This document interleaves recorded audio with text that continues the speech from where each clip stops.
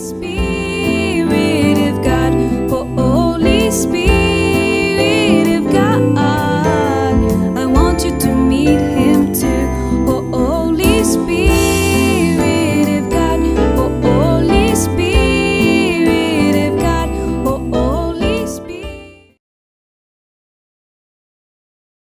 Selamat pagi anak-anak, apa kabar kalian hari ini? Semua dalam keadaan baik. Doa Tante Kesia, anak-anak semua diberkati oleh Tuhan, disertai oleh Tuhan. Pagi hari ini kita akan mengikuti ibadah anak secara spesial. Kenapa Tante Kesia katakan spesial? Karena hari ini kita akan belajar firman Tuhan. Kita akan mengenal Allah melalui pendalaman Alkitab yang akan kita ikuti bersama-sama. Namun sebelumnya kita akan berdoa dulu ya. Kita akan berdoa bersama-sama. Bapa yang baik, kami bersyukur buat pagi hari ini. Terima kasih buat setiap waktu kesempatan yang Tuhan beri dalam kehidupan kami. Terima kasih buat penyertaan Tuhan yang Tuhan nyatakan dalam kehidupan kami. Terbukti pagi hari ini kami boleh ada sebagaimana kami ada. Kami boleh sehat, kami boleh kuat, kami masih boleh mendengar firman Tuhan. Tuhan, pagi ini kami menyerahkan waktu kami ke dalam tangan kuasa Tuhan. Kami mau belajar tentang firman-Mu Tuhan. Kami rindu untuk mengenal Engkau lebih lagi. Kami rindu untuk mengenal karya-karya-Mu dengan luar biasa. Sehingga dalam hidup kami boleh semakin mengagumi Engkau. Dan kami boleh menggantungkan hidup kami sepenuhnya kepada Tuhan.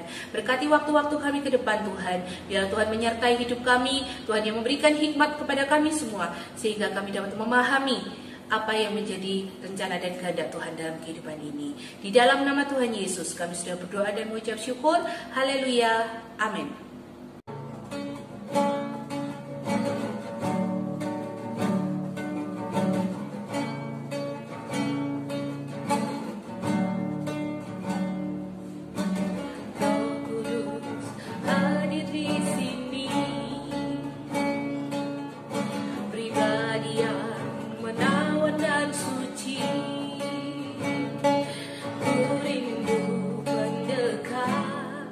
Mengerti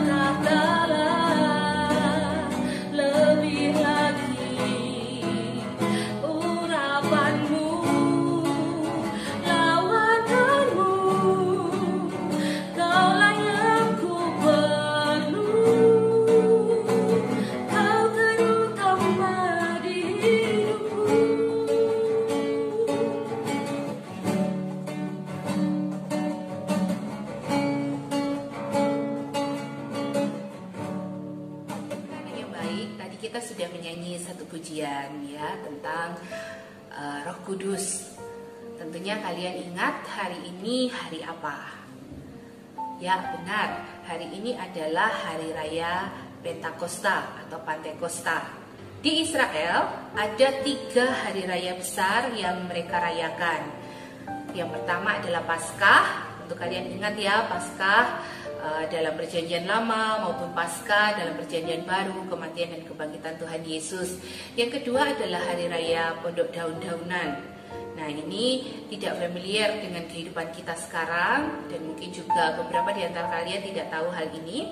Yang ketiga adalah hari raya Pentakosta, yaitu hari ke-50 atau hari ke-10 sejak Tuhan Yesus naik ke surga, atau hari ke-50 setelah Tuhan Yesus bangkit.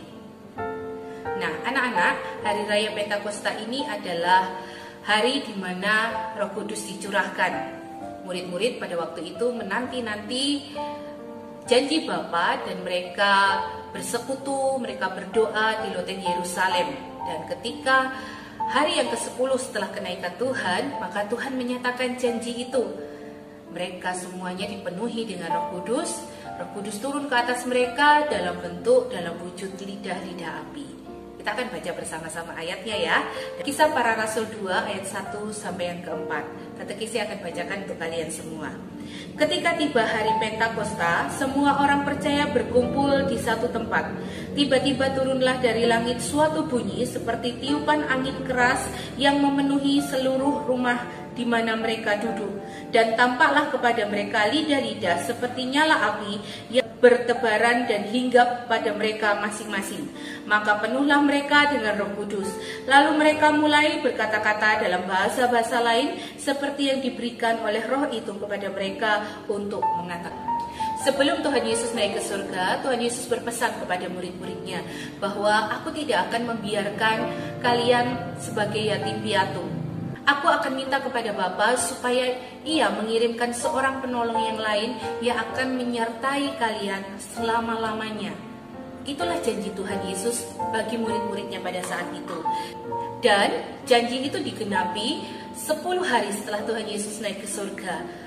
Selama 10 hari mereka bertekun dalam doa, mereka bersehati, mereka tidak meninggalkan kota Yerusalem. Dan pada hari yang ke-10, tadi yang sudah kita baca di dalam Kisah Para Rasul, bahwa tiba-tiba turunlah dari langit suatu bunyi seperti tiupan angin.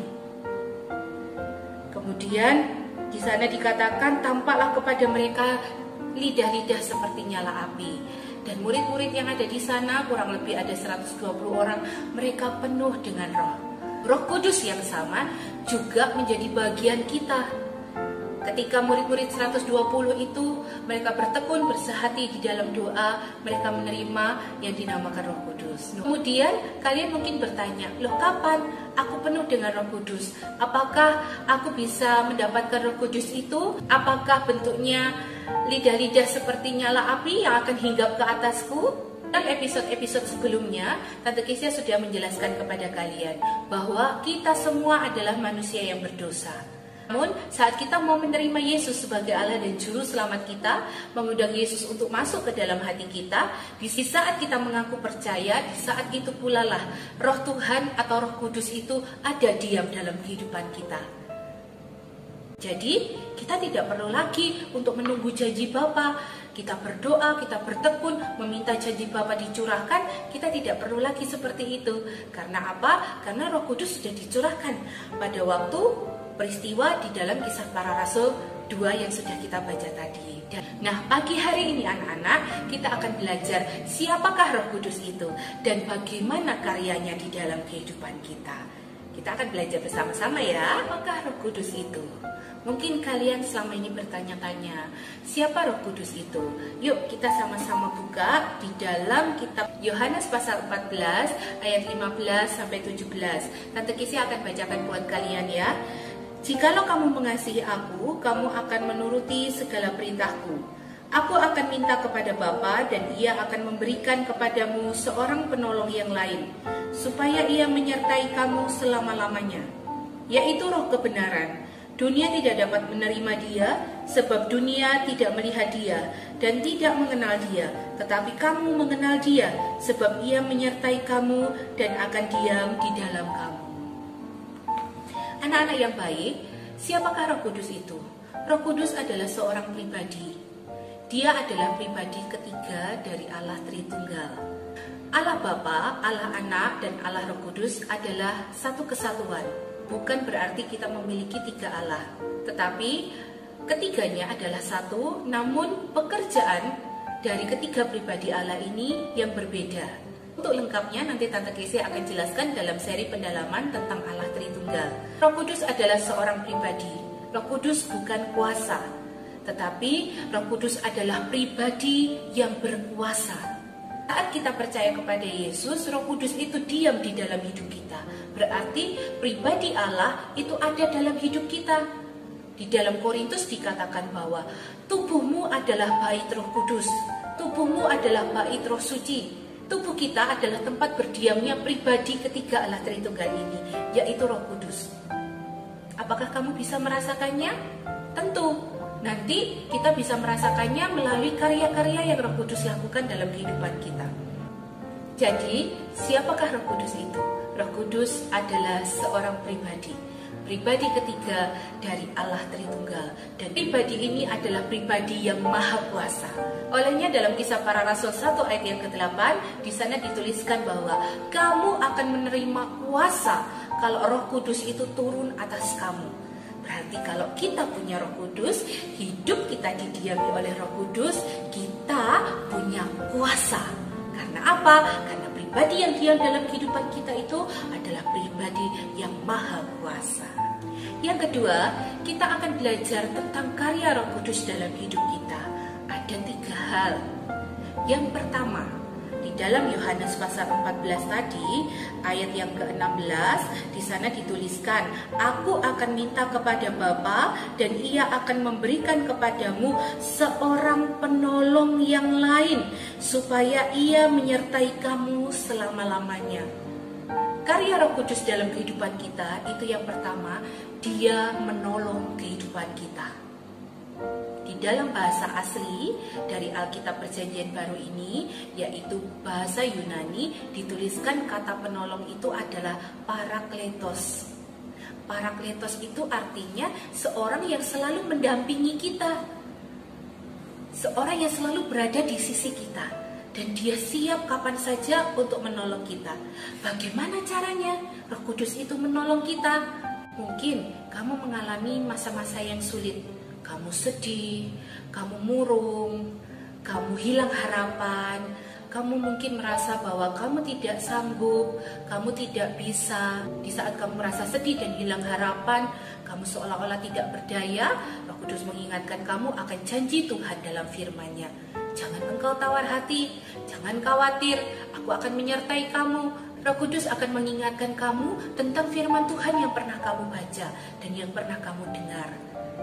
Dan Roh Kudus akan memberikan kita kekuatan supaya kita mampu melalui masa-masa sulit.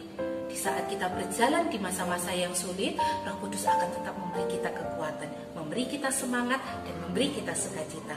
Itu cara Roh Kudus untuk menolong kita. Yang kedua, karya Roh Kudus dalam kehidupan kita, anak-anak Tuhan. Di dalam Yohanes pasal 16 ayat yang ke-8, di sana dituliskan seperti ini. Dan kalau ia datang, ia akan menginsafkan dunia akan dosa, kebenaran, dan penghakiman. Anak-anak yang baik, Roh Kudus bekerja dalam kehidupan kita, menginsafkan kita akan setiap dosa. Caranya bagaimana? Dalam kehidupan kita sehari-hari tentunya banyak sekali godaan supaya kita berbuat dosa. Benar nggak? Ya kan? Dosa yang kecil aja. Kita bisa iri, kita bisa dendam, kita bisa marah-marah, kita bisa berbohong, kita bisa nggak dengar-dengaran. Saat kita ingin berkata bohong kepada mama atau kepada teman-teman kita, pasti ada pertentangan dalam hati kita. Bohong nggak ya? Bohong nggak ya? Kalau aku bicara jujur, mereka marah nggak ya?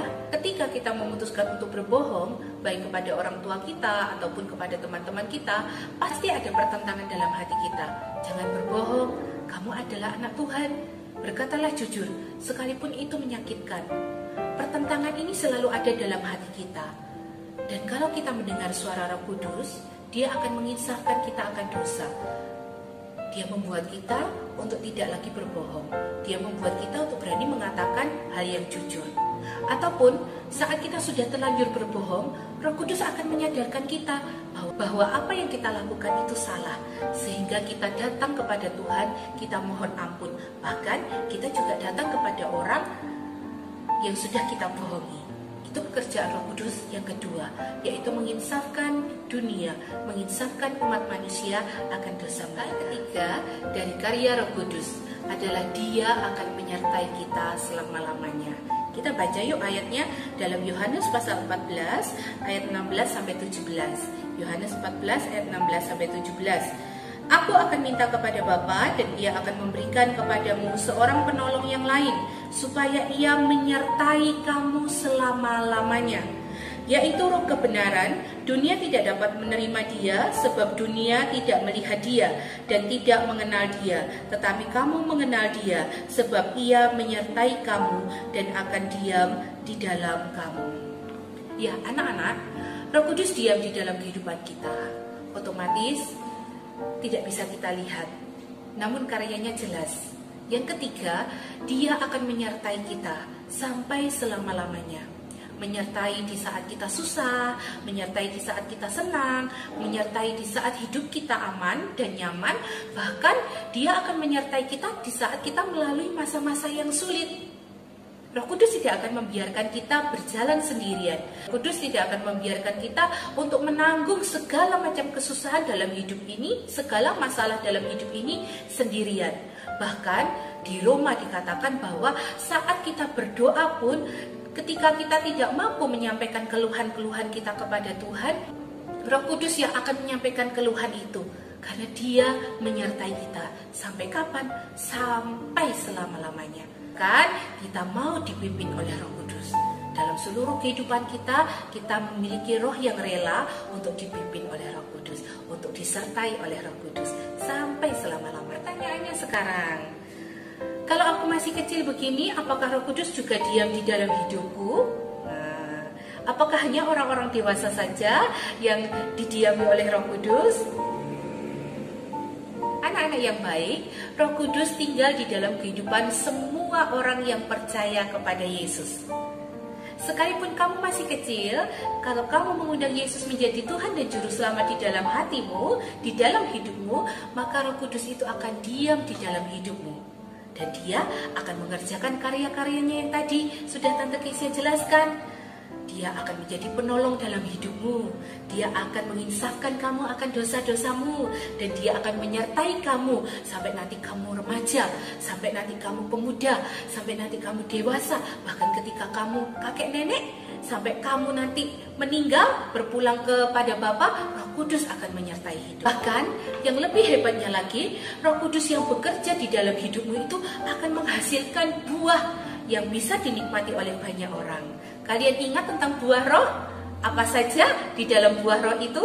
Ada kasih, sukacita, damai sejahtera, kesabaran, kemurahan, kebaikan, kesetiaan, kelemah lembutan, penguasaan diri. Ada 9 karakter dari buah Roh Kudus ini yang akan dikerjakan di dalam dirimu.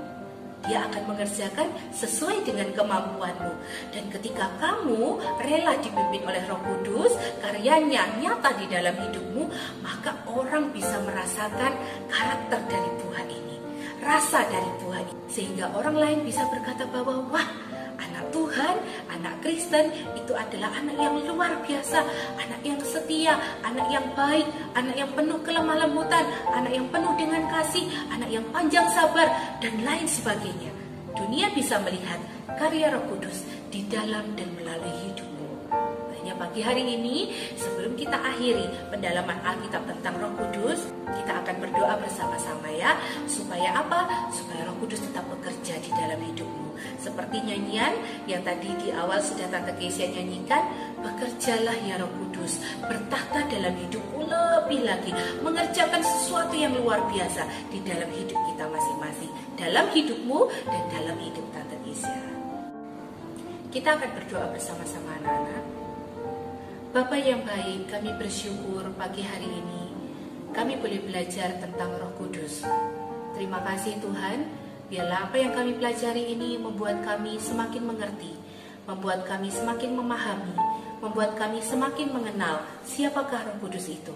Dan biarlah dalam tiap-tiap hari kehidupan kami boleh merasakan karya-karya Roh Kudus di dalam hidup kami masing-masing Tuhan, yang akan menolong kami dalam masa-masa susah kami, yang akan menyadarkan kami akan dosa-dosa kami, bahkan akan menyertai dimanapun, kapanpun kami berada. Bahkan lebih dari itu, biarlah Tuhan memperlengkapi kami dengan roh yang rela, supaya Roh Kudus juga dapat mengerjakan buah roh itu dalam hidup kami. Sehingga melalui setiap buah roh ini, kami boleh memberkati banyak orang. Hidup kami boleh menjadi saksi di tengah-tengah dunia ini, boleh berdampak bagi dunia ini.